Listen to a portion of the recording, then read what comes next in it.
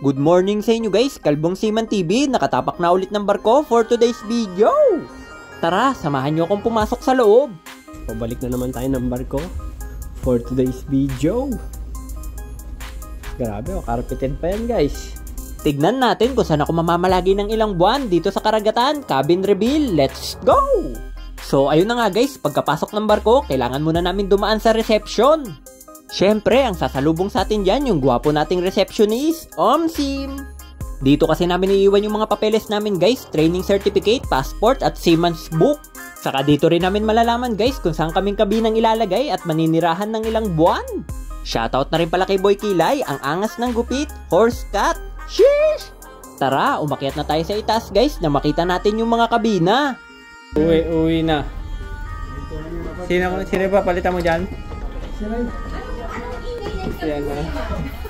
Kasi hindi nabutang kagad. Nabutang kagad. May vlog na kagad tayo. Hindi. Nagkakakuha na kagad tayo ng content.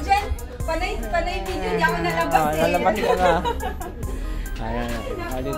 Eto na pala yung magiging tirahan ni Kingfisher ng ilang buwan habang naglalayag kami dito sa karagatan.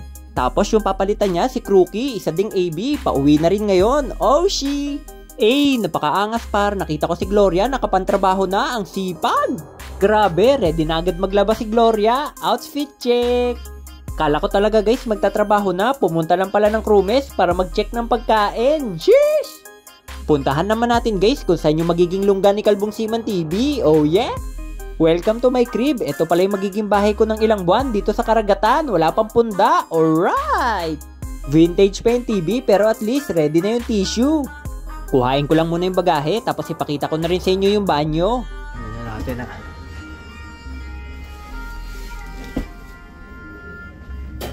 CR. Oh.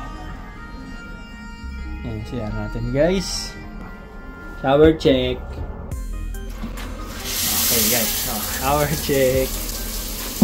Alright. Okay, medyo madumi pero kasi linis-linis sa atin yan.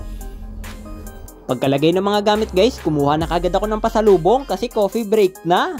Bumunot na kagad ako ng isang piyaya sa bagahe, dalhin natin sa mga nagkakape. O diba, may pasalubong kagad si Kalbong Seaman TV, sabay iabot natin kay Eagleman, bahala na silang maghati-hati dyan. Tapos konting kamayan sa ating mga kaibigan, yang naka-black, pauwi na yan. Ayun, talaga napalaban na si Gloria guys, binigyan kagad ng kabina, tignan nyo naman, pawisan. Tanggal agad yung mga bakong kinain yan. Speaking of food trip, pumasyal na kagad ako sa kusina guys, kaso nga lang walang tao, kaya bawi na lang si Kalbong Seaman TV next vid. Babayu!